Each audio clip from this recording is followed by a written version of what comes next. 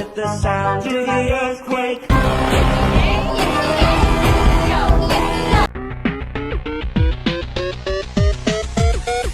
Hey boogie oogie bam bam, let's go body body boom boom.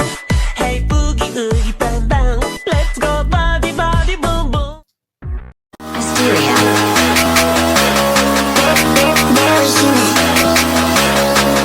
So I party like a rock star, look like a porn star. Every day I go hard, riding in my fun car, laughing at VA songs on replay, spinning like a DJ, make you look, 'cause I got hysteria.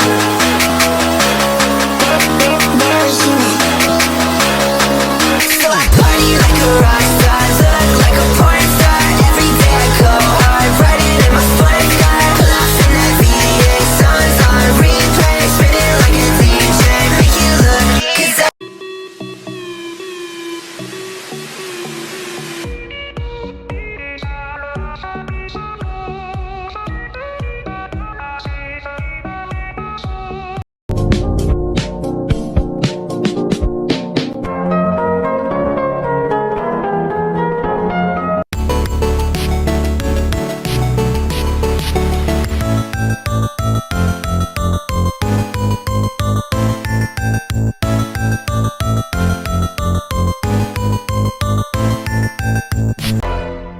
Sure, it's a common notion, perpetual emotion, but I don't need the comfort of any lies.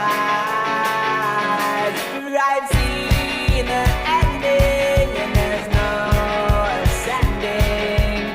Rise.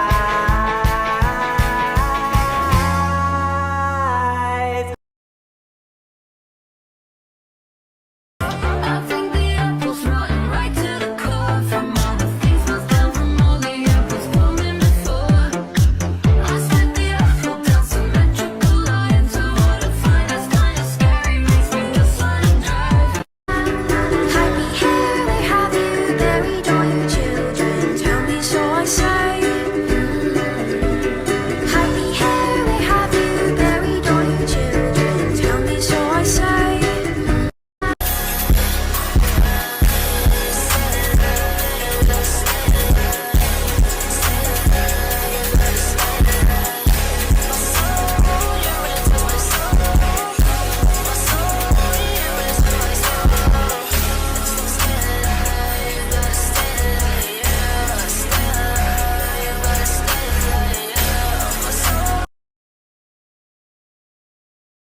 But you already bought a ticket and there's no turning back now.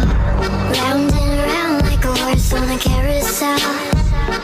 We go, will I catch up to love? I can never tell.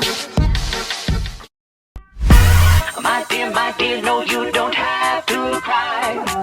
That ain't a pretty legacy to leave behind. Stop and smell the roses while you've got the time. Pretty soon you'll be pushing up daisies where the sun don't shine. Pretty soon I'll be pushing up daisies where the sun don't shine.